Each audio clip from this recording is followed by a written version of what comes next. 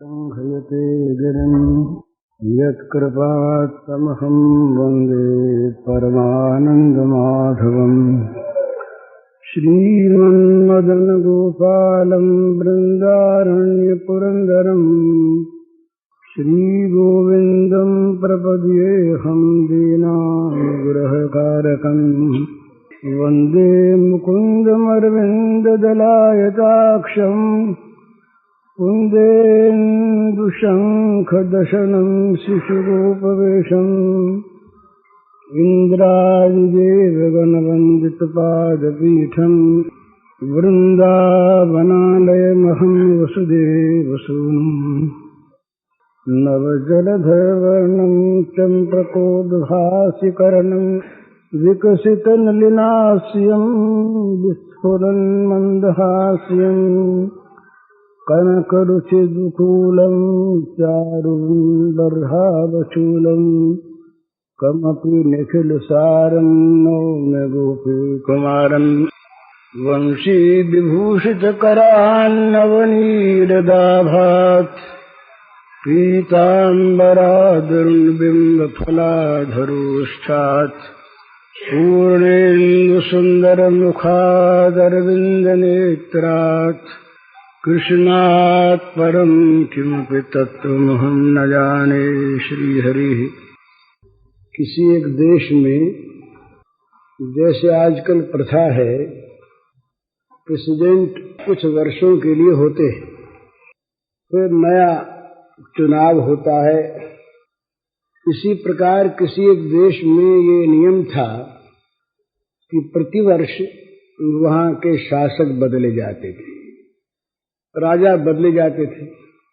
तो क्या किया जाता था कि जब राजा बदले जाते तो पुराने राजा के सब कपड़े उतरवा लिए जाते और एक लंगोटी पहना दी जाती, जरा सी चद्दर बदन पर डाल दी जाती और उसे नौका में बैठाकर उस पार जंगल में छोड़ दिया जाता, जहाँ कोई बस्ती नहीं।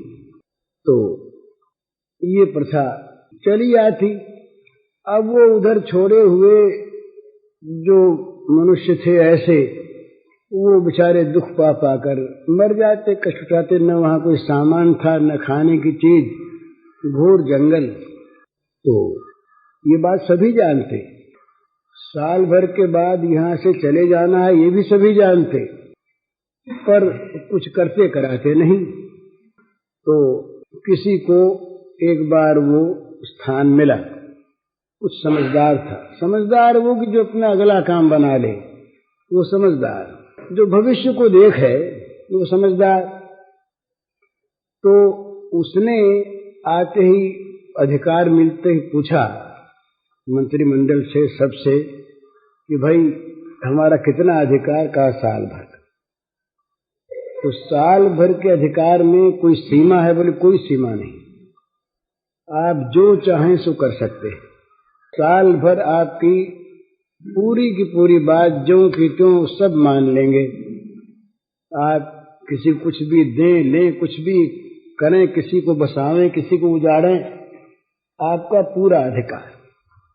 तो उसने अपने मन में निश्चय किया कि जब साल भर के बाद यहाँ से जाना ही है और कहीं जाना है, तो जहाँ जाना है उस स्थान का पता लगाएं और वहाँ की व्यवस्था करें। पहले यहाँ साल भर जो रहना है, इसमें जो जिम्मेवारी के काम मिले हैं उनको निभाएं ईमानदारी के साथ।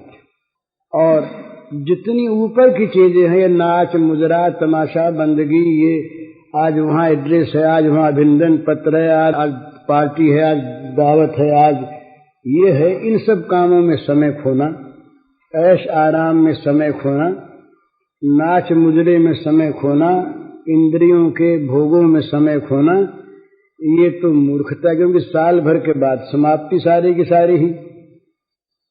तो वो उन्होंने सब कामों को, जो फालतू काम थे जिनकी जरूरत जीवन में नहीं, केवल आडंबर के लिए, केवल कौतूहल के लिए, केवल भोग लिप्सा को लेकर किए जाते हैं, उन सब कामों को उसने बंद करवा दिया। लोग तो नए राजा, उनसे लेना है, काम कराना है, अपना स्वास्थ्य सिद्ध करना है, तो लोग आते ही उसके पास भी आए। बोले आज तो अमुक जगह हमने इंतजाम किया है, बड़ा सुंदर नाच होगा, और हर महाराजा वहां पर पधारते रहे हैं, आपको पधारना चाहिए। उसने कहा भी हमें तो अवकाश नहीं। तो कुछ दिन तो लोग आए, फिर लोगों ने समझा ये तो मनहूस आदमी है, इस पे कुछ आने जानी है नहीं, तो छोड़ो। संसार का ये स्वरूप है भला, संसार को हमने पकड़ रखा है, संसार ने हमको नहीं पकड़ रखा। हम दूसरों का नाम तो झूठ ही लेते हैं, अपने ही फंसे चले जाते हैं। अपने अगर अलग हो जाएं और संसार वालों को ये दिख जाए कि इनसे अपना स्वार्थ नहीं सधता, तो अपने आप सब छोड़ देंगे संबंध, और रखेंगे भी तो ऊपर ऊपर का, सभ्यता का। बूढ़े माँ बाप हो गए, बड़े शीलवान लड़के पर कामकाजी हैं भाई, उनके पास वो निकल में थोड़ी बैठे, तो पिताजी माता जी के लिए आदमी रख देंगे, नौकर रख देंगे, डॉक्टर से कहलवा देंगे, देख जाया करो, दवा का इंतजाम कर देंगे, खाओ पियो। लेकिन अब उनके पास बैठ कर के दिन भर उनकी बात सुने और वो बीच में दस्तंदाजी करें, हमारे काम में हस्तक्षेप करें, तो पिताजी को समझा भी देते हैं कि पिताजी देखिए आप बूढ़े हो गए, अब अपना भगवान का नाम लो, आप अपना पड़े रहो, आपके पास आदमी है, ये सेवा है, क्या कमी है। अब हम लोग कामकाजी आदमी, इतना काम हमारे, और फुर्सत कहाँ के आपके पास बैठे, और फिर आप बीच में बोल देते हैं देखिए अब आजकल की दुनिया दूसरी, आपकी दूसरी, हमारा काम बिगड़ जाता, आप चुपचाप रहा कीजिए। और नहीं तीर्थ भेज दें, आपको इंतजाम करवा देंगे तीर्थ में आपका। मतलब उनसे कोई काम अपने को नहीं है, निकम्मे आदमी से कोई काम नहीं। तो संसार में जब तक स्वार्थ है, जब लग जासो रहत स्वार्थ कछु तब लगता सो प्रीत, नानक जी का पद है। जब लग स्वार्थ है तब तक तो प्रीत है, और जहां देखा कि अब इसके स्वार्थ नहीं सधता तो उपेक्षा है, और जहां स्वार्थ में कहीं किसी प्रकार अड़चन आने लगी तो द्वेष है। तो जब लोगों ने देखा कि राजा साहब तो कुछ काम करते कराते नहीं, तो क्यों व्यर्थ में आए, खुशामद करें, लोगों ने आना छोड़ दिया। उन्होंने देखा बड़ा अच्छा हुआ, पिंड छूटा, ज्यादा लोग सताते कहीं न कहीं, अब ये अपने आप ही सारा काम पट गया। अब वो राजकाज अपना देखने लगे और ये आदेश निकलवा दिया। एक बार गए उस तरफ नाव से, देखा जंगल है, आदेश दे दिया कि भाई वो जंगल सारा आबाद करवाया जाए, बसाया जाए, नगर के नगर बसें, और यहाँ का सामान वहां भेजा जाए, और 11 महीने पूरे होने तक सब वहां पर बिल्कुल काम ठीक हो जाए, सारी व्यवस्था हो जाए, बस खूब मजे में। अब राज आ गया थी, सामान की कमी थी नहीं, और इसी बात पर अधिक जोर था। तो वो नदी का उस पार जो घोर जंगल था वो आबाद हो गया, बस गया। यहाँ से बढ़िया बढ़िया चीजें वहां हो गई। अब साल भर पूरा होते ही इनके कपड़े उतरवाए गए, कोपिन दे दी गई, चद्दर दे दी गई, कहा नाव में बैठो, बैठ गए। अभी हंसते हुए जाएं। तो लोगों ने कहा कि भाई ये क्या बात है, नहीं उनसे पूछा कि सब रोते गए, आप हंसते कैसे जा रहे हैं। वो सब यहाँ हंसे तो रोते गए, हमने यहाँ हंसना छोड़ा तो हंसते जा रहे हैं। यहाँ राग करते, ममता करते, फंसते, आज भी खाली हाथ रोते जाते। हमने अपना आगे का सारा काम कर लिया, जहाँ जाना है वो हमारे लिए यहाँ से अधिक सुख मौजूद है, तो हम मजे में जाते हैं। तो ये दृष्टांत दिया है चरणदास जी महाराज ने अपने ग्रंथ में, महात्मा हुए चरणदास जी। तो कहने का मतलब ये है कि हमारी जो उम्र है ये बिल्कुल मपी तुली है, श्वासों का हिसाब है, कितने श्वास आएंगे, और जहां श्वास पूरे हुए उसके बाद महाराज विल तैयार है, वकील साहब बैठे हैं पास, बोले एक सही हो जाए, इतने में एक सही हो जाए, इतने इनको होश रहना चाहिए। पर डॉक्टर के सामर्थ्य नहीं ये एक सही करने योग्य उनको बना दें, या उनको इतना समय और मिल जाए, ये नहीं होता। तो इसलिए जो कुछ भी करना है, और करना है ही, मानव जीवन ही करने के लिए मिला है, उसको सबसे पहले कर लेना है। तो यहाँ के लिए तैयार रहे।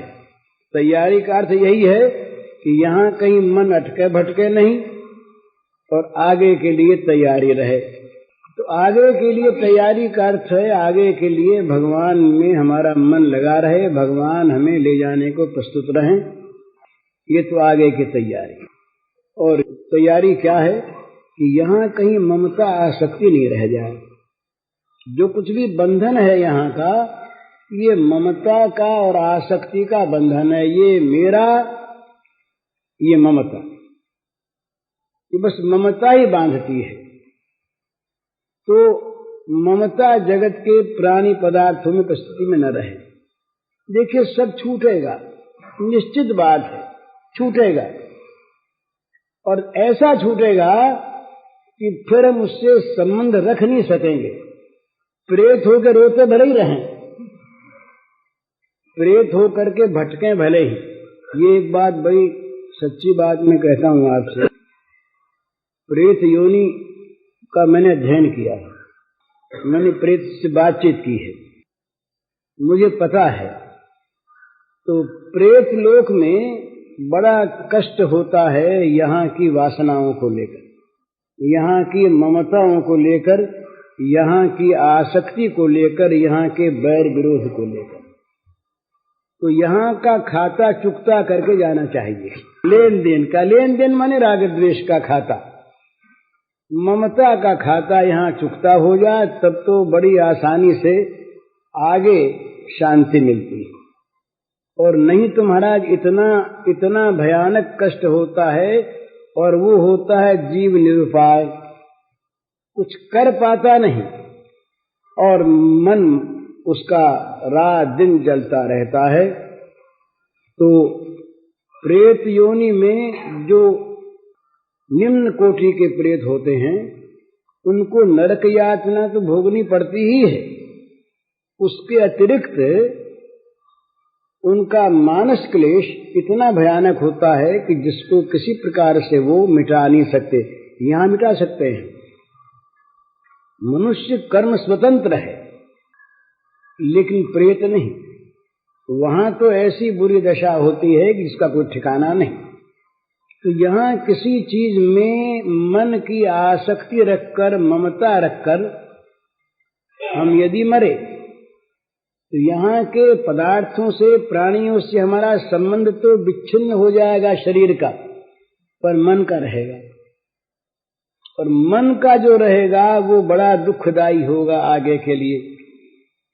तो यहाँ का खाता जहाँ तक बने चुकता कर दे, अपने आप को भगवान के चरणों में सौंप दे, ममता सारी भगवान में केंद्रित कर दे, यहाँ की ममता को उठा दे।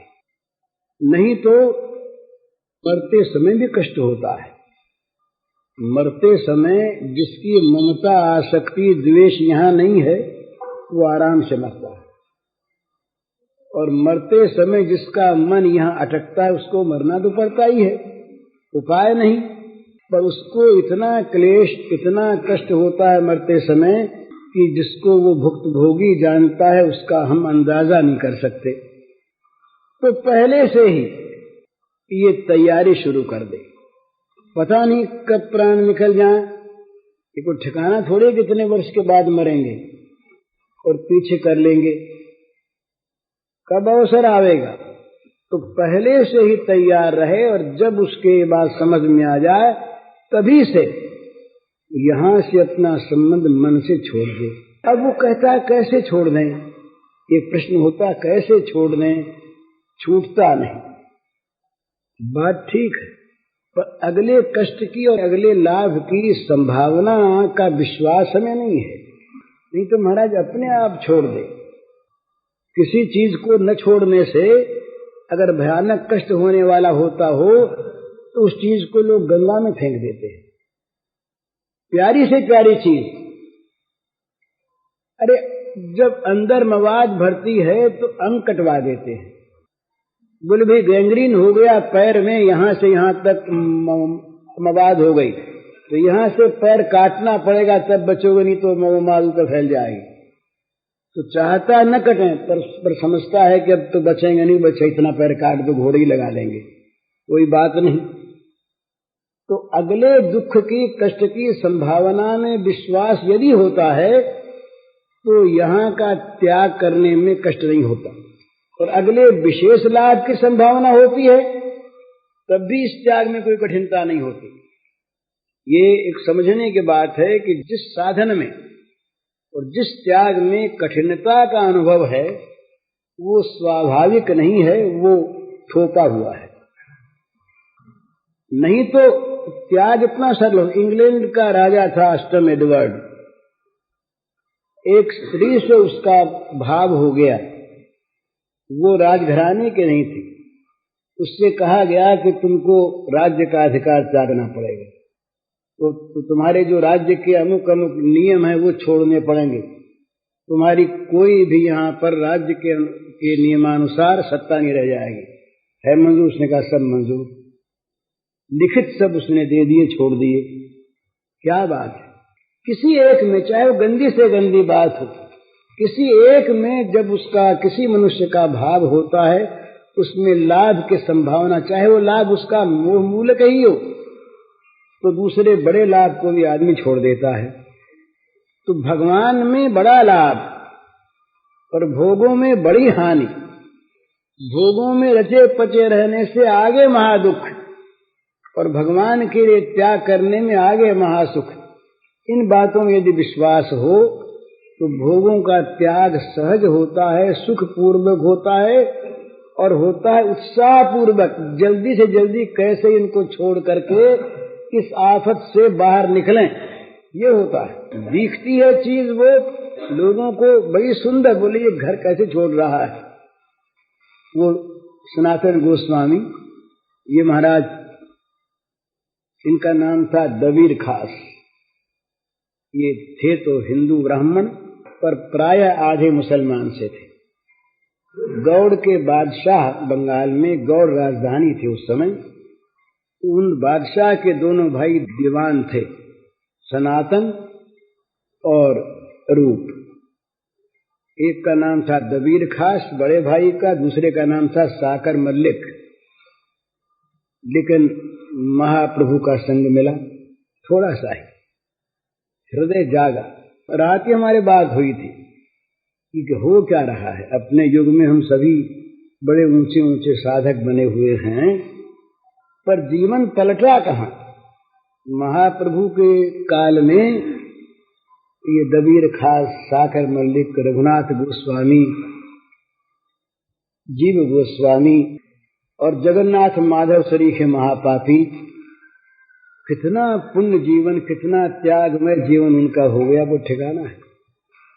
तो साकर मल्लिक, ये दबीर खास जो थे, ये और रूप ने कहा कि हम तो अब नहीं रहेंगे राज्य में। खारा लगने लगा कि महाराज हम लोग खाली रामायण बांच लेते हैं, गीता पढ़ लेते हैं, हमारे हृदय में न गीता है न रामायण है। जन्म मृत्यु व्याधि दुख दोषानुदर्शनम, हम कई आदमी देखते हैं जन्म मृत्यु व्याधि के दुख को, हम तो उसी में रचे पचे रहते हैं। रामचरितमानस में आया, रमा विलास राम अनुरागी, तजत बमन इव नर बड़ भागी। बड़ भागी नर रमा के विलास को त्याग देते हैं उल्टी के समान। हम तो उसको पी जाना चाहते हैं, उल्टी मानते नहीं, अमृत मानते हैं। तो असली चीज तो जीवन में आनी चाहिए। तो इन्होंने कहा राज्य में नहीं रहेंगे, तो रूप तो निकल गए। सनातन नहीं निकल पाए, तो सनातन बादशाह ने देखा कि इनके जाने पर तो राज चलना मुश्किल, यही सब कुछ थे, तो इनको कैद कर दिया। सनातन गोस्वामी को कैद कर दिया, जेल में पड़े, और मन इनका वृंदावन के लिए मचल रहा है। तो क्या करें। तो जेल सारी इन्हीं के माधती में थी, यही राजा थे, सब जानते थे। तो किसी प्रकार से ये जेल से निकले, एक नौकर को साथ लिया और कोपीन पहन के चल दिए। रास्ते में कुछ ठग पीछे हो गए, तो ये तो सब जानने वाले थे, सब राजकाज को जानते थे। तो नौकर से पूछा कि तुम्हारे पास कुछ है तो नहीं ना? बोले महाराज नहीं। बोले नहीं तो ठग पीछे क्यों हुए? ठग तो माया को देख कर होते, कुछ होगा जरूर। तो उसने कहा कि मेरे मन में आए कि शायद काम पड़े, तो मैंने सोने की 6 मोहर ले ली। कहा दे दो इनको। सोने की 6 मोहरें दे दी। देने के बाद भी वो ठग पीछे रहे। तब सनातन ने कहा कि मालूम होता है कुछ रख लिया है। तो कह दिया। बोले 1 मोहर रख ली थी मैंने। बोले मोहर भी दे दो, तुम भी जाओ, हमको तुम्हें साथ नहीं रखना है, ये भी विघ्न ही है। उसको छोड़ दिया, ठगों ने छोड़ दिया। बाबा जी के पास ठग क्या ले, कोई मिलने का हो तो ले, नहीं तो क्या ले। सुख सोए तुम्हारे की चोर ने मटिया ले कहा। तो महाराज जी आगे बढ़े तो हाजीपुर एक स्थान है बिहार में, वहां घोड़े दिखते थे, घोड़ों का मेला लगता था। तो इनके एक बहनोई थे श्रीकांत, वो भी राज्य में उच्च कर्मचारी थे। तो वो घोड़ा खरीदने के लिए आए हुए थे हाजीपुर। ये अपना मस्त हुए नाम कीर्तन करते चले जा रहे। तो श्रीकांत उधर कहीं घूमने आए थे। श्रीकांत को आवाज पहचानी हुई से मालूम दी थे। तो उनके बहनोई पर इन्हीं के माधती में रहते थे। वो तो बड़े ऊंचे दीवान थे, वो साधारण कर्मचारी थे इनके सामने। तो पास आ गए, देखा अरे तो वो हैं, हाथ जोड़े। ये क्या दशा महाराज, कहाँ जा रहे हैं? बोले अब जा रहे हैं। तो बोले घर लौट चले। तो बोले अब घर ही को लौट चले, अब तक विदेश में थे, अब घर की ओर जाना शुरू करते हैं, घर की ओर जा रहे हैं। ये बदल जाता है महाराज, ये घर नहीं दिखता फिर। इसीलिए जो भक्त होते हैं वो अनिकेत होते हैं। अनिकेत होते इसका अर्थ ये नहीं कि वो किसी घर में नहीं रहते, पर घर उनका नहीं रहता। ये घर उनका नहीं रह जाता, ये तो सराय में ठहरे हैं। सिकंदर के पास एक फकीर आए, आ करके उनका महल था तो घुस गए अंदर, और बाहर जो दरबार का हॉल था उसमें बैठ गए।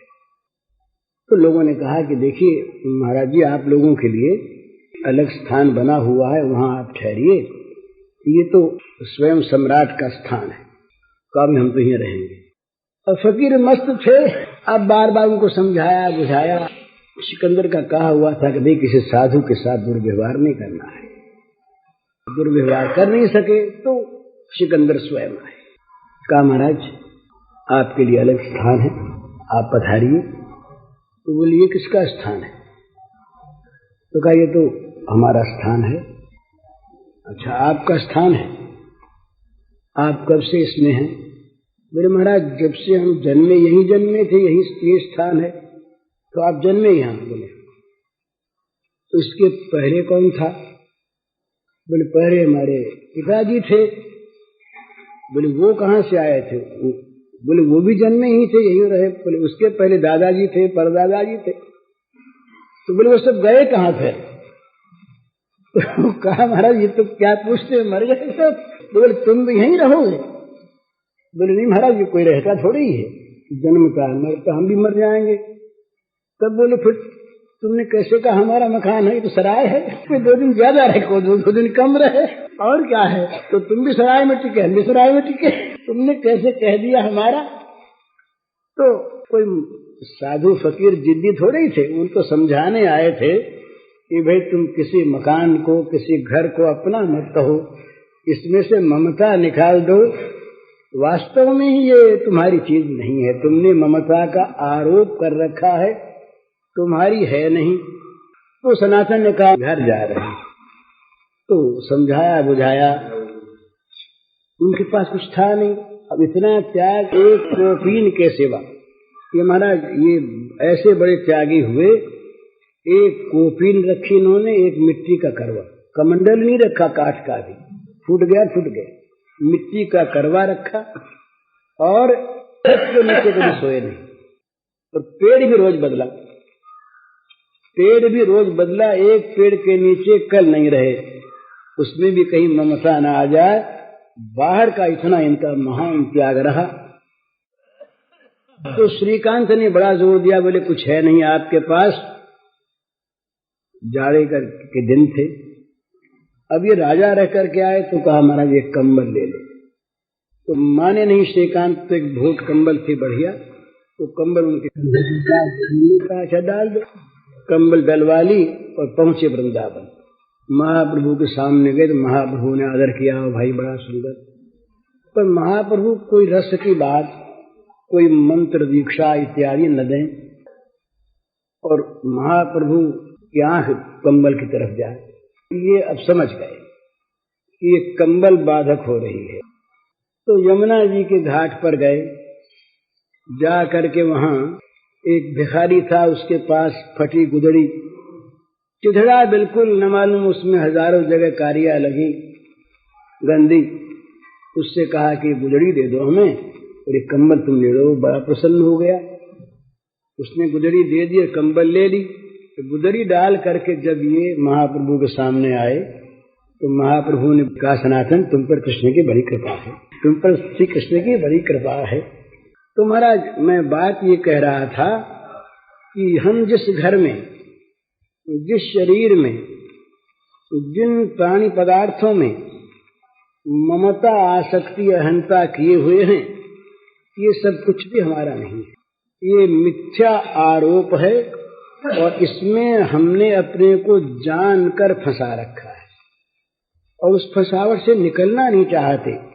भगवान कभी निकलने का अवसर देते हैं, ऐसा कोई बना देते हैं प्रसंग, तो हम भगवान से कहते महाराज हमको तो फंसाइए रखो। ये शब्द चाहे न कहें हम, पर हमारी ये चीज जो कि त्यों सुरक्षित रहे, बनी रहे, हमसे ये बिछुड़े नहीं और हमारा संबंध बना रहे इससे। हमारी ही चीज मरते दम तक ये रहे, मरने के बाद भी हमारा ही नाम इस पर छाप लगी रहे, अमुक की चीज। इस प्रकार का हमारा मोह रहता है। चीज छूटती है, छूट जाने के बाद अगर मोह रहा, अगर ममता रही, तो महाराज अगली योनियों में भी, प्रेत योनि, पितृ योनि, देव योनि, इनमें भी उसकी स्मृति रहती है, ममता रहती है, दुख होता है, उपाय चलता है। तो यहाँ का हिसाब किताब जल्दी से उसकी भांति, उस राजा की भांति साल भर रहना है, फिर छोड़ देना है। तो यहाँ जो काम मिला उसको ईमानदारी से करे, पर कहीं अपने मन को अटकाए न रखे, कहीं फंसे नहीं, नहीं तो कठिनता होगी छूटने में। छोड़ना पड़ेगा, ममता के पदार्थ छोड़ने पड़ेंगे, पर ममता न छूटने पर दुख नहीं छूटेगा। व्यवस्था करते हैं हम, बड़ी भूल की चीज है हमारी उन चीजों की जो स्वयं अव्यवस्थित हैं और उन चीजों की जो नाश होने वाली हैं। उनको हम रखना चाहते हैं व्यवस्थित और रखना चाहते हैं अमर। जो स्वयं अव्यवस्थित हैं, माने अनित्य हैं, आज जिसका एक स्वरूप कल दूसरा स्वरूप नहीं। छोटा सा बच्चा ये बूढ़ा जब हो जाएगा, इसको पहचान नहीं सकेंगे कि कौन है। अपनी तस्वीर को आप नहीं पहचान सकता अगर भूल जाए बचपन की को कि ये हम ही हैं। तो प्रतिक्षण यहाँ की प्रत्येक वस्तु मर रही है, इसका नाम मर्त्यलोक। मृत्यु का प्रवाह बह रहा है सतत। हमारी उम्र मर रही, हमारे कपड़े मर रहे, जमीन मर रही, ये सब चीजें मर रही। तमाम रूपांतर जो है वो क्या बताता है? इस समय जो रूप है क्षण भर के बाद ये नहीं रहेगा, दूसरा आ गया, मर गया। छोटा सा बच्चा बड़ा हो गया, हम ये नहीं देखते कि प्रत्यक्ष कैसे बढ़ रहा है, पर रूपांतर तो हुआ जा रहा है, ये हम प्रत्यक्ष देखते हैं। तो प्रत्येक वस्तु यहाँ की अनित्य, अव्यवस्थित और मरण धर्मा पर कभी बिछोड़ नहीं होता। जो कभी छोड़ना जानते नहीं, उन भगवान के साथ हम संबंध जोड़ते नहीं, बल्कि जुड़े हुए को भी याद करना नहीं चाहते। भय रहता है कि कहीं वो याद आ गया तो ये छूट जाएगा। है उसमें ऐसा ही ना, है ऐसा ही। वो कभी याद आ जाए तो ये याद रहेगा। ये जो हम लोगों को याद रहता है ना महाराज, संसार की स्मृति, ये मीठी स्मृति तभी तक बनी हुई है जब तक इनकी तरफ हमारी आंख नहीं गई, मन की आंख नहीं गई, तो फिर ये रहता नहीं। ये इसकी तरफ से दृष्टि बदल जाती है, ये सुहाता नहीं, भाता नहीं, इसमें कोई महिमा रहती नहीं। ये ऐसी चीज प्रतीत होती है कि या तो दुखदायी नहीं और या है नहीं, दो चीज रहती है। भगवान ने जो अनुरक्त है उसके संसार के संबंध में दो चीज रहती है, या तो केवल भगवान ही भगवान है नहीं, है तो दुख रूप। इसमें कहीं मन उसका अटकता नहीं, फंसता नहीं, इसकी तरफ से उपेक्षा हो जाती है। कल जाता हो आज चला जाए, कल मिटता हो आज मिट जाए, बड़ा अच्छा है, हर्ज क्या है। और रहे तो रहा करे, अपने को लेन देन है नहीं, रहा करे।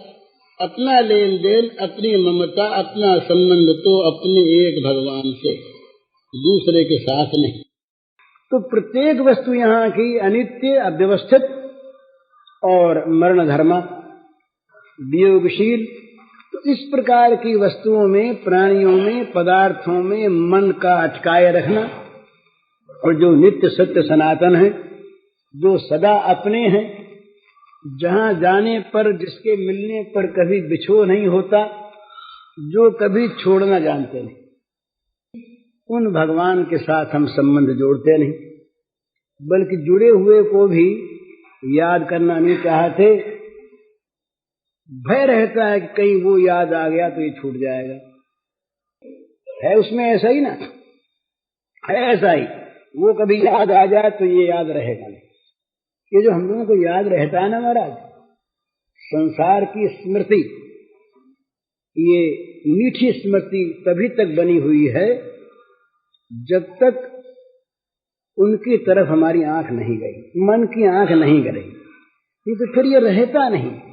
ये इसकी तरफ से दृष्टि बदल जाती है, ये सुहाता नहीं, भाता नहीं, इसकी कोई सत्ता रहती नहीं, इसमें कोई महिमा रहती नहीं। ये ऐसी चीज प्रतीत होती है कि या तो दुखदायी नहीं और या है नहीं, दो चीज रहती है। भगवान में जो अनुरक्त है उसके संसार के संबंध में दो चीज रहती है, या तो केवल भगवान ही भगवान है नहीं, है तो दुख रूप। इसमें कहीं मन उसका अटकता नहीं, फंसता नहीं, इसकी तरफ से उपेक्षा हो जाती है। कल जाता हो आज चला जाए, कल मिटता हो आज मिट जाए, बड़ा अच्छा है, हर्ज क्या है।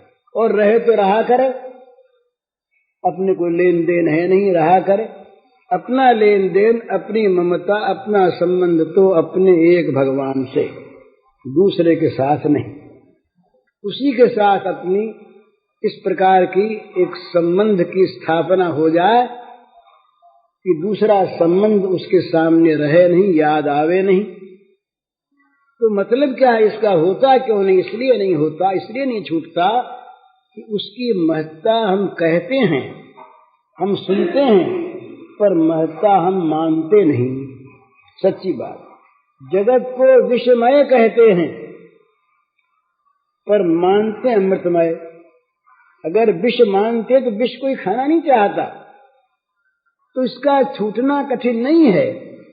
इसमें जो अमृत बुद्धि है, इसमें जो सुख बुद्धि है, इसी के कारण से नहीं छूटा। दुख बुद्धि हो जाए आज छूट जाए, मरण बुद्धि हो जाए आज छूट जाए, इसमें जहर दिखने लगे आज छूट जाए। हम घर वालों को छोड़ देते हैं, अगर हमारे स्वार्थ में विघातक दिखते हैं कोई, घर वालों को छोड़ देते हैं, अंग कटवा देते हैं, ऑपरेशन करवा लेते हैं, सब कुछ करते हैं। बोले भाई यहाँ पर तो अब ठीक नहीं है, यहाँ लुटेरे आके बहुत बस गए और लूट लेंगे। तो बोले घर तो पुराना, बोले छोड़ो इस घर को, नया घर बासो, यहाँ रहेंगे तो बड़ी बुराई हो। तो घर छोड़ देते हैं, मकान छोड़ देते हैं, बाप दादों की जमीन छोड़ देते हैं। क्यों छोड़ देते हैं? इसलिए कि उसमें दुख की संभावना हो गई। तो छूटना कठिन नहीं, त्याग और साधना ये दोनों किसी नई वस्तु की प्रबल इच्छा होने पर सहज हो जाते हैं। नया कोई काम शुरू करे, कोई धन का लोभी नया कारोबार शुरू करे, नए काम में जाए, नया है, मन लगता भी नहीं, जगह भी अच्छी नहीं, पानी भी नहीं देता, तब पर करना है, वो काम करना ही है। तो फिर होते तो उसमें समीचीन बुद्धि, उसमें रस बुद्धि हो जाती है कि भाई ये बड़ा अच्छा है, पैसा जो आता है। इसी प्रकार से साध्य में सद्बुद्धि हो, साध्य में प्रिय बुद्धि हो, साध्य में मधुर बुद्धि हो, तो उसके अनुकूल साधनों के ग्रहण में और प्रतिकूल के परित्याग में जरा भी कठिनता नहीं होती। अपने आप वो सधते हैं, प्रतिकूल का परित्याग अपने आप। भाई हम पैसा जब कमाना चाहते हो यदि, तो जहां पैसा जाता हो वहां अपने आप वो छूट जाता है, उसको नहीं करना चाहते। और जहां आता हो वो अपने आप मन लग जाता है। उसमें अनुकूल बुद्धि होती, उसमें प्रतिकूल बुद्धि होती। तो इसी प्रकार से ये भगवान हमारे परम धन, ये एक महात्मा ने गीता के श्लोक का अर्थ किया, आतु जिज्ञासुरर्थार्थी ज्ञानी के भरपर शब्द। उन्होंने कहा भाई हम ये अन्वय पलटे क्यों, क्या जरूरत है।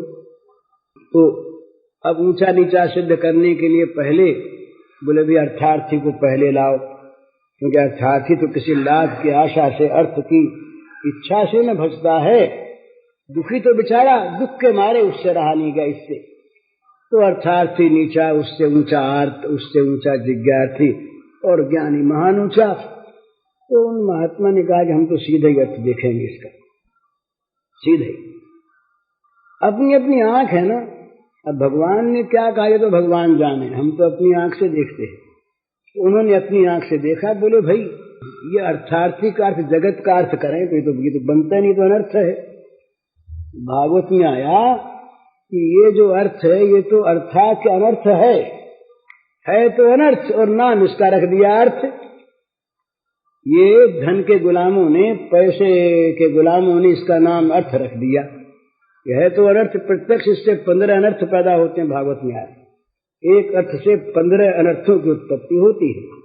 एकादश में है शायद 23 ऐसा होता है। तो उन्होंने कहा कि भाई हम तो जैसा अर्थ ऐसे रखेंगे। आर्तो जिज्ञासुरर्थार्थी ज्ञानी च भरतर्षभ, भगवान की प्राप्ति के लिए जो आर्त हो रहा, जिसके प्राण रो रहे हो भगवान को पाने के लिए, वो तो आर्त है। जो दुख को बुलाना चाहते हैं वो आर्त कैसे हैं, वो तो मूर्ख हैं, बेवकूफ। अपने घर में आग लगाने के लिए दिया सलाई मांगे, मर जाने के लिए जहर मांगे, गिर पड़ने के लिए गड़ा छोड़े, वो कहीं बुद्धिमान थोड़ी, अर्थात थोड़ी। जो अनर्थ को चाहे वो अर्थार्थी नहीं हो तो बेवकूफ। अर्थार्थी कौन, जो वास्तविक अर्थ है उसको चाहे। आर्थ कौन, जो उसके लिए आतुर हो। तो पहले लिया आर्थ को, आर्तो जिज्ञासुर अर्थार्थी। बोले भाई जैसे गोपियां भगवान को ढूंढ रही थी, अंतर्धान होने पर बड़ी आर्त हुई, प्राण रो रहे, कहीं पर उसमें बनावट नहीं, कहीं दिखावट नहीं, प्राणों का कर्म क्रंदन। भगवान के लिए प्राण रो उठे तो भगवान मिल जाते। आंखों में चाहे किसी के आंसू आवे चाहे सूख जाए। किसी ने पूछा कि यार ये कोई एक पन्ना आया है कि आंख झरने लगे, मीठे लगा तो आंख झरने लगेगी। आंख झरने का थोड़ा ही महत्व है।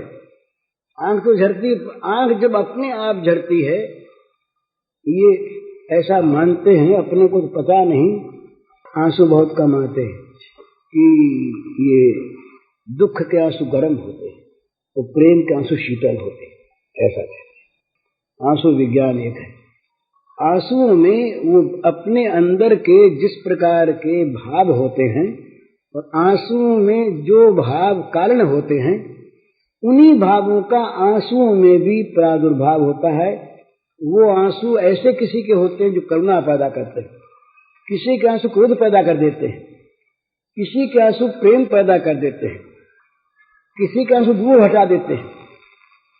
क्रोध के भी आंसू होते हैं, काम के भी होते हैं, लोभ के भी होते हैं, निराशा के भी होते हैं, आशा के भी होते हैं, आंसू भिन्न भिन्न प्रकार के होते हैं। तो आर्त कौन?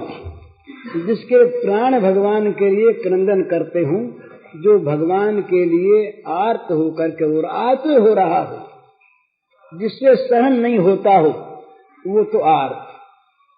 क्यों आर्त है? कि वो अर्थार्थी है। आर्त ही अर्थार्थी होता है, बाकी अर्थार्थी होते हैं। भगवान ही एकमात्र अर्थ हैं और सारे अनर्थ। इस भाव से आर्त होकर जो भगवान को प्राप्त करने की चेष्टा करे, वो है अर्थार्थी भक्त। आर्त होकर भगवद रूप अर्थ की जो अभिलाषा करे, जिसके प्राण रूप हैं, वो अर्थार्थी भक्त। अर्थार्थी क्या करता है? जिसको चाहिए पूछता है। तो भाई तुमने देखे हमारे श्री कृष्ण को कि श्याम सुंदर तुमको दिखाई दी, अरे धरती तेरे ऊपर से गए ही होंगे ना। और भाई तुलसी जी, तुम तो बड़ी प्रिय हो हमारे प्राणनाथ की, तुमने देखा होगा ये मालती, ये तुम्हें तो बड़ी सुगंध है। और तो कहीं श्याम सुंदर ने तुमको हाथ में लिया होगा, सूंघा होगा, तुम तो जानते होगे, बताओ। ये जिज्ञासु अर्थार्थियों बिना जिज्ञासा नहीं होता कोई। जिसका कोई अर्थ ही नहीं है वो किस बात को पूछेगा? पूछेगा वो, पता लगाएगा वो जिसको कुछ चाहिए। और चाहना असली किसकी? जो उसके लिए आर्त हुआ रहे। तो आर्त होने पर अर्थार्थी सिद्ध होता है, और आर्त युक्त अर्थार्थी जिज्ञासु होता है। और जहां जिज्ञासा जागी वहां ज्ञान होने में देर नहीं लगती, क्योंकि भगवान की जिज्ञासा जो है ना, इसके लिए किसी स्थान की अपेक्षा नहीं है। जहां जागी, जब जागी, जिसके हृदय में जागी, बस वहीं भगवान तो तैयार हैं। वो तो कहते हैं कोई हमारा पता तो लगाओ भाई, कोई हमारी तरफ चलो पूछने के लिए, हम खुद ढूंढते हुए आ जाएंगे। जब देखा भगवान ने कि व्याकुल हो गई गोपाल बनाए, तो आए वाय नहीं तासा नाभिभूत छोरी स्मयमान मुखाम्बुज, उन्हीं के बीच में ही दिखने लगे। अरे हम तो ढूंढ रही थी, तो बोले मैं यही तो था, गया कहाँ था पगली कहीं, यही तो था। मैं तो देख रहा था कि तुम क्या क्या कर रही हो, ये देख रहा था। जिज्ञासु, जिज्ञासु भक्त को भगवान की जानकारी क्या प्राप्ति हो जाती है। ये थोड़ा सा अंतर है, अपनी आंख से हम कहते हैं, क्या है तो पता नहीं। ये ज्ञानी भक्त में और ज्ञानी में अंतर है। ज्ञानी भक्त के लिए ये पद्धति कहने की आवश्यकता नहीं। बहु नाम जन्म नाम अंते ज्ञानवान मान प्रपद्यते वासुदेव सर्वमिति। सब में भगवान है, इस बुद्धि से, इस प्रकार से ज्ञानी भक्त मेरे शरण होता है, मुझे भजता है। जो ज्ञानी भक्त नहीं है, जो चतुर्विध भक्तों की श्रेणी में नहीं है, वो भजता उसका नहीं है। क्यों भजे? उसका स्वारस्य न भजने में है। इसीलिए माम प्रपद्य के यहाँ पर है। गीता का जो माम, ये जो है ना, हम नाम ये भगवान श्री कृष्ण के लिए और किसी के लिए नहीं। कृष्ण तो सब में है। तो माम प्रपद्य थे, मुझ कृष्ण को सर्वत्र देख करके वो भजता है। और वो तो महात्मा है, और ये सुदुर्लभ महात्मा। ये अंतर है हमारा। नहीं तो ज्ञानी कहेगा मैं हूं, मेरो आत्मा काको करो प्रणाम, तो प्रणाम में छोड़ देगा। ये महात्माओं की वाणी है, इसका विरोध नहीं। ये महात्माओं की वाणी, इसका खंडन हम नहीं करते। हम ब्रह्मास्मि मानने वाले बड़े ऊंचे हैं, तो जिनका क्षुद्र अहम एकमात्र महान विशाल अहम में जाकर के स्थापित हो गया। और उस आंख से जो कहते हैं हम ब्रह्म हैं, तो सच्ची बात कहते हैं, झूठ नहीं कहते। पर वो भगवान को तो नहीं भजते ना, इस दृष्टि से ये दूसरी चीज है। तो माम प्रपद्य थे, वहां तो वो सारे कर्मों का वो उपसंहार हो जाता। समर्पण उपसंहार में बड़ा अंतर है। भला समर्पण और चीज है, समर्पण में क्रिया का अभाव नहीं है। वहां भजन क्रिया, सेवा क्रिया चलती है, उनके लिए चलती है, पर उपसंहार में कर्म रहते नहीं। तो वो ज्ञानी, ये चार प्रकार के भक्त आर्त वो जो भगवान के लिए आर्त हो गया, आतुर हो गया। अर्थार्थी वो कि जो भगवान को ही परम अर्थ मान करके उनकी अभिलाषा करता है। जिज्ञासु कौन? जो अपने भगवान को ढूंढता है। और ज्ञानी कौन? जो भगवान को सर्वत्र देखता है। जित देखूं तित श्याममयी है, जित देखूं तित श्याम, जहां आंख जा वहीं श्याम सुंदर नाचते, श्याम सुंदर खेलते, श्याम सुंदर बोलते हंसते, वो दिखाई देते हैं बड़े मजे में। तो जो तो ही नंद को कुमार नाही दृष्टि पर्यो, तो लो तू बैठ भले ब्रह्म को विचार ले। ये तो विचार की चीज और वो आंख की चीज, ये तो सोचने की चीज और वो खाने पीने की चीज, मौज है। तो ये बात होती कहाँ है? आर्त भक्त कौन होता है? जो विषयों के जंगल से बाहर निकल गए, इस आग से जो बाहर निकल गए। विषयासक्ति, भोगासक्ति, भोग ममता, ये भगवान के लिए आरती नहीं पैदा करने देती हमारे हृदय में। हमारा हृदय निरंतर भगवान से विमुख रहता है और आर्त रहता है जगत के पदार्थों के लिए, प्राणियों के लिए कहीं चला न जाए और कहीं बिछुड़ न जाए, कम न हो जाए और मिलता रहे। बस ये आरती इसकी। मंदिर में जाएगा, भगवान के सामने जाएगा, माला फेरेगा, संत के पास जाएगा, तो वो संत की कृपा से हमारा अमुक अमुक काम बन गया और बनता रहेगा। मनो संत इसी काम के लिए बेचारा है कि तुम्हारा जगत का काम वो करता रहे, झाड़ू देता रहे। वो देता है झाड़ू, इसमें संदेह नहीं। तो झाड़ू भी लगाता है, भगवान झाड़ू लगाते हैं, उसकी तो बात ही क्या है। कोई अगर भगवान झाड़ू लगवाना चाहे तो भगवान के हाँ भैया लगाएंगे। अर्जुन से पूछा कि तुमने हमको मांग तो लिया, काम क्या कराओगे? बोले महाराज थकवाएंगे। बोले अच्छी बात भैया, रखिए तुम जो करो हम सो करेंगे, तुम्हारे क्या करें। तो ये भगवान की महिमा, संत की महिमा। पर हमारा जो ये विषयासक्त मन है, विषयाभिभूत, विलास विभ्रम रत जो हमारा जीवन है, ये चाहता क्या है? इस गंदगी में पड़े रहना, इस गंदगी से बाहर निकलने में क्षोभ का अनुभव करते। एक चीन देश की बात है, एक कैदी था वहां पर चाइना में, तो अंधेरी कोठरी में नीचे एक कोठरी थी, बड़ी नम सर्द कोठरी थी, उसमें उसको रखा। तो 30 साल तक वहां रहा। फिर किसी राजा के पुत्र जन्म हुआ, तो सब कैदी छोड़े गए, उसको भी बाहर निकाल दिया गया। वो घबराया, उसने कहा हमको तो वहीं भेजो वापस। वो हमको तो वहाँ बड़ा आराम है, वहाँ बड़े मजे में रहते हैं, और वहाँ पर हमारे वो चूहे हैं, छिपकली हैं, और ये सब मकड़ियां हैं, ये सब हमारे मित्र दोस्त लोग वहाँ पर हैं, हमारा जीवन बड़ा अच्छा वहाँ पर, हमको तो वहीं भेजो। इसी प्रकार से हम लोग जो गंदगी में अभ्यस्त हो गए हैं, जिनकी गंदगी में रहने की रुचि हो गई है, ये विषयों को छोड़ना नहीं चाहते।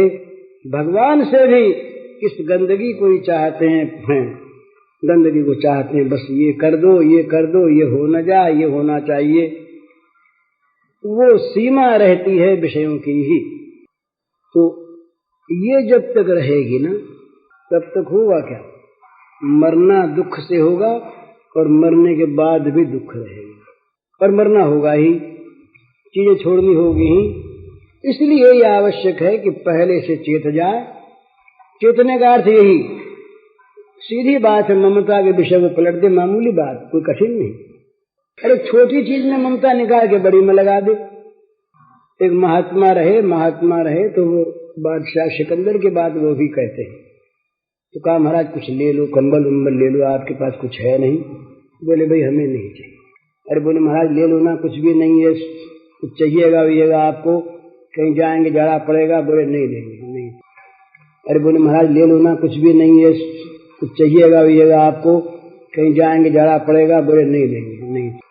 तो महात्मा सिकंदर के मन में बड़ा भाव, उसने कहा महाराज आपने तो ऐसा कोई त्यागी नहीं देखा, आप बहुत बड़े त्यागी हैं, क्या कहने आपके त्याग की बात। तो बोले भैया त्यागी तो तुम हो, हम त्यागी कैसे? बोले महाराज ये उल्टी बात आपने कही, प्रत्यक्ष त्याग दिखता है ना आप में, हम तो भोगी और आप त्यागी। बोले नहीं भैया तुम समझे नहीं, हमने तो भगवान के अतुल ऐश्वर्य को देख करके, उनके अतुल महिमा वैभव को देख करके तुच्छ भोगों को त्यागा है जो नष्ट होने वाले गंदे, और तुमने इन भोगों के लिए भगवान को त्याग दिया है। तो तुम त्यागी कि हम त्यागी, बताओ। त्यागी तुम हुए कि हम त्यागी हुए? हमने छोटी चीज छोड़ी है बड़ी चीज के लिए, और तुमने बहुत बड़ी चीज को छोड़ दिया इन तुच्छ चीजों के लिए, तो त्यागी तुम हो। तो कहने का मतलब है कि हम लोगों की आंख इतनी गंदी, जीवन इतना गंदा, इस गंदगी में ही हम कर्म लाभ मानते हैं, और इसके लिए भगवान को छोड़े हुए, भूले हुए, और अपने को बड़ा भारी बुद्धिमान भी समझते हैं, मर्मज्ञ समझते हैं, विद्वान समझते हैं, नेता मानते हैं, न मालूम क्या क्या मानते हैं।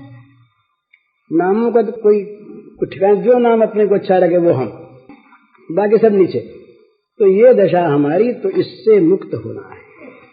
मुक्त होने का अर्थ यही है कि इसमें से ममता को निकाल दें और बड़ी चीज में ममता कर दें, लाभ की चीज। तो उसमें दो ही बात की आवश्यकता है, यहाँ की चीजें गंदी है ये विश्वास हो जाए, और भगवान बड़े से बड़े हैं ये विश्वास हो जाए। वे अमूल्य हैं और ये सारे ही हानिकारक है। मूल्यवान तो है ही नहीं, ये तो घाटा डालने वाले हैं, नुकसान करने वाले हैं। विषयों में ममता हुई कि नुकसान ही नुकसान, इसमें कहीं पर लाभ की जरा भी आशा नहीं। थोड़ा बहुत ये होता है कि अगर कहीं विषयों को हम भगवान की सेवा में लगा सके, मन को, तन को, बुद्धि को, धन को, इंद्रियों को, तो इतना सा लाभ है। पर इनमें जितनी हानि की संभावना है, लाभ की संभावना कम, क्योंकि ये तो बहिर्मुखी है ना, और बहिर्मुख करने वाली चीज। और इनके आ जाने पर क्या होता है, जागतिक पदार्थों के बहिर्मुखी लोगों का संग बढ़ जाता है। ये सबसे बड़ी आफत एक और है। ये आफत, बोले हम तो साहब बड़े आदमी हैं और हम तो बड़ों का संग करते हैं। बड़ों का संग करने का अर्थ क्या है? विषयी लोगों का संग। बोले हमारे पास राजा लोग आते हैं, मिनिस्टर लोग आते हैं, बड़े बड़े अधिकारी आते हैं, बड़े बड़े पैसे वाले आते हैं, बड़े बड़े लोग, बुद्धिमान लोग आते हैं। और भगवत भक्त बोले ऐसे हमारी पोजीशन ये नहीं कि हम ऐसे अरे गरों में बैठे, हम बड़े लोगों में बैठने वाले हैं। इसका अर्थ क्या हुआ? महाराज बड़ा अटकाता है। बोले सत्संग में जहाँ, बोले कौन कौन जाते हैं? कोई अपने पोजीशन के भी हैं क्या? बोले नहीं आप शरीक तो नहीं। तब बोले वहाँ फिर अपने जाने के आते हैं छोटे मोटे लोग, बड़ा अच्छा काम है, सुंदर है, पर अपनी पोजीशन नहीं कि वहाँ जा करके बैठे। अपने तो अपने कोई समान लोग आते हों, तो बड़े आदमी लोग सत्संग में नहीं आते, और आते हैं तो अपना बड़प्पन दिखाने को आते हैं, लेने को नहीं आते। ऐसा हमने देखा है अधिक। और बड़प्पन का अर्थ क्या है क्या?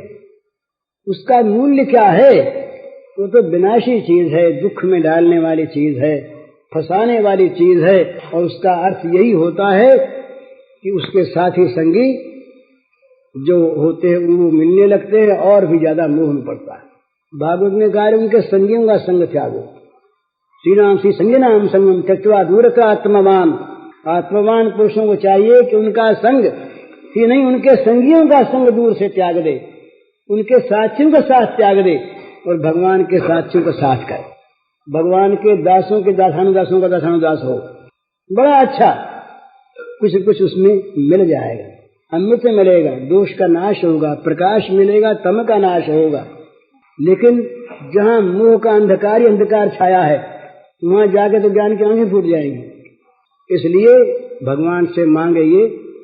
वृत्रासुर ने कहा भगवान से कि महाराज जाए कहीं कोई बात नहीं, पर आपके जो भक्त हैं उनका संग प्राप्त हो, विषय लोगों का संग प्राप्त हो ही नहीं।